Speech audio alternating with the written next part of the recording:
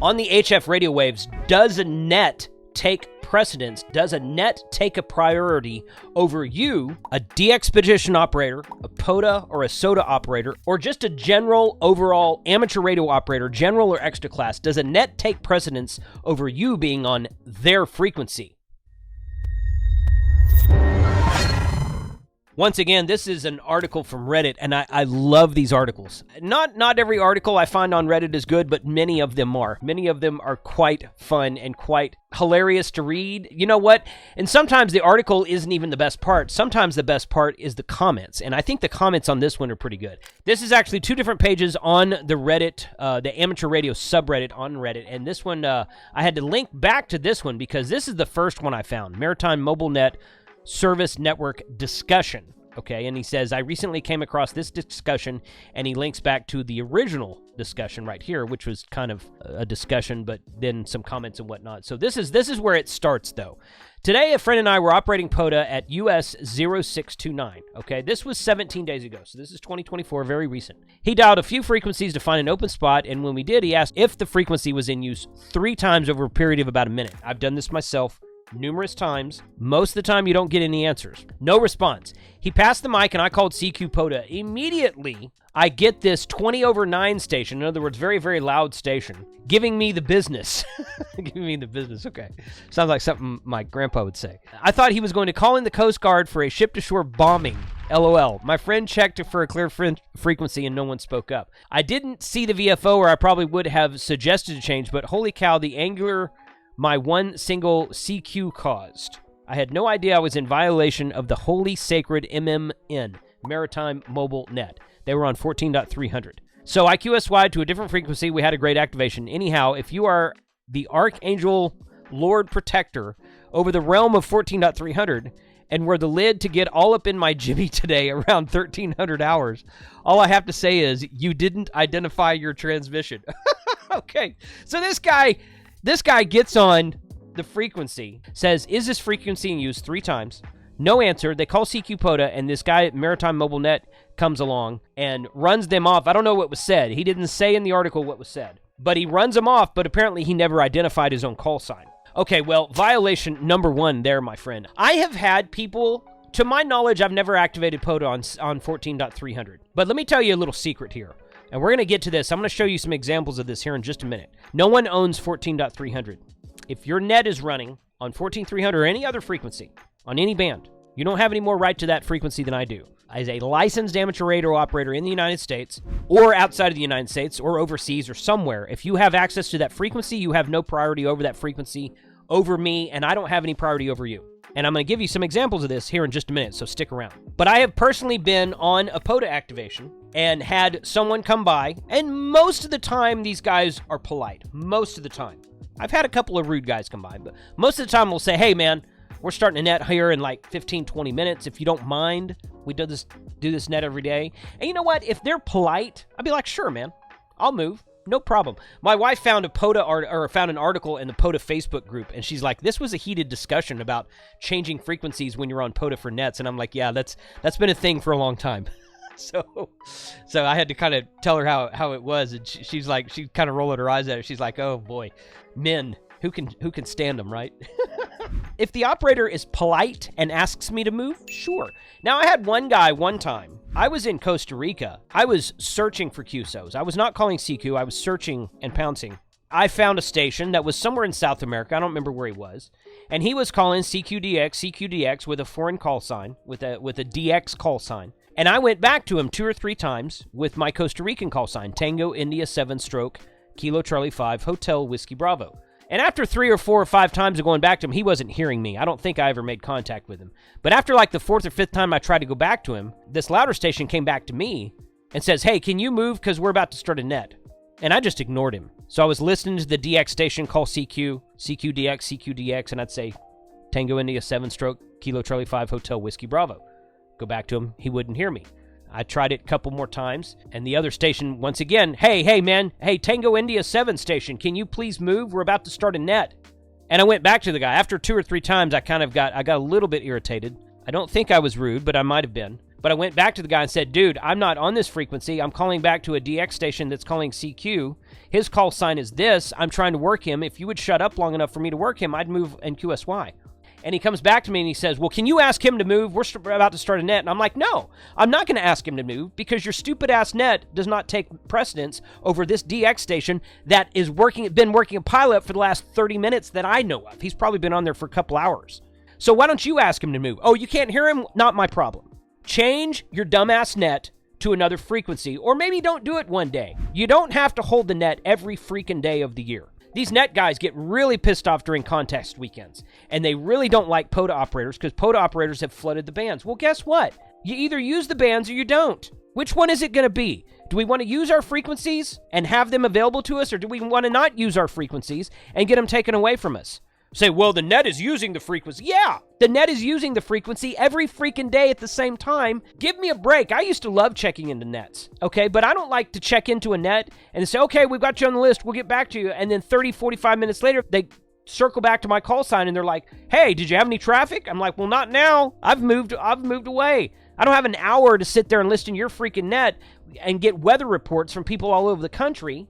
If I wanted to know what the weather report was in Cincinnati or Florida, I'd freaking look it up on the internet. Give me a break with that. I don't mind the nets. I'm not saying you shouldn't have nets. I'm not saying nets are wrong. But you don't have precedent or some kind of higher privilege or authority over the frequency than I do. So either QSY your net, find a second or a third alternate frequency that you can QSY to if someone is on your frequency, and get the heck off of the radio, man. So the second part of this that I found that was Maritime Mobile Service Network discussion. This guy posted, like, it looked like one day later. He's like, I recently came across this discussion, and then he had to create a new article instead of replying to it. I don't know why he did that, but okay. And he linked a few articles in here, and he tries to make the case that a net has precedence, but it doesn't, because his argument is flawed, and I'll tell you why here in just 1 minute. But I want to tell you first, today's video is sponsored by Mezzi and Poloni Coax. If you're going to go on a de-expedition, if you're going to go activate POTA, if you're going to run a net, I highly suggest you string up Mezzi and Poloni Coax from your radio to your antenna, some of the highest quality made coax in Italy. You can always save a 10% discount with the code of HR2 Cables at the link I will leave in the description below. So thank Mezzi and Poloni the next time you see them at Dayton Hamvention or maybe at the next Hamfest. Thank them for sponsoring Ham Radio 2.0. So this guy says, let me put my comments here. Someone jumped on the 14300 megahertz Saturday for a contest and started calling CQ without even checking. Now, okay, you shouldn't do that. You need to check it. I don't care what the frequency is. You need to check and see if the frequency is clear. I have called before, is the frequency in use KC5HWB? And I've had people come back to me and say, yeah, we're doing this, or I've been on this frequency for a while. And I'm like, well, okay, you're not saying anything right now, but that's fine. And I said, thank you for answering me, 73, and I'll QSY. Not a big deal. The ones that bother me is after you call 2 or 3 times, they don't answer, and you start calling CQ and say, well, I'm on this frequency. Obviously, you're not, because you can't answer my is the frequency in use question. This guy started calling CQ without even checking.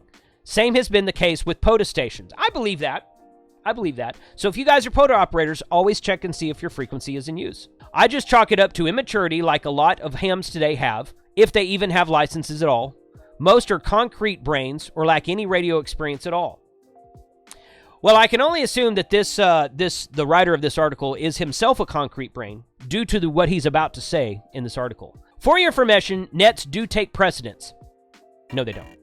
Here is one person who lost their license and was fined for interfering with a long-established net. Just like MMSN, Maritime Mobile Service Net, the net was posted online and operators knew the times and frequencies of the net. So he links an FCC.gov document here, and he says, and I think I did a video about this guy. Okay, we propose a penalty of $24,000 against Philip Baudette for apparently, willfully, and repeatedly interfering with the radio communications of Western Amateur Radio Friendship Association, the WARFANet, while attempting to hold a regularly scheduled net for failing to provide station identification amateur radio frequencies. Okay, well, he failed to provide information, and messing with an existing QSO, whether it's a net or not, is not permissible. Okay, the next one he links is an ARRL article that says, licensee hit with $24,000 fine for jamming a net, failure to ID.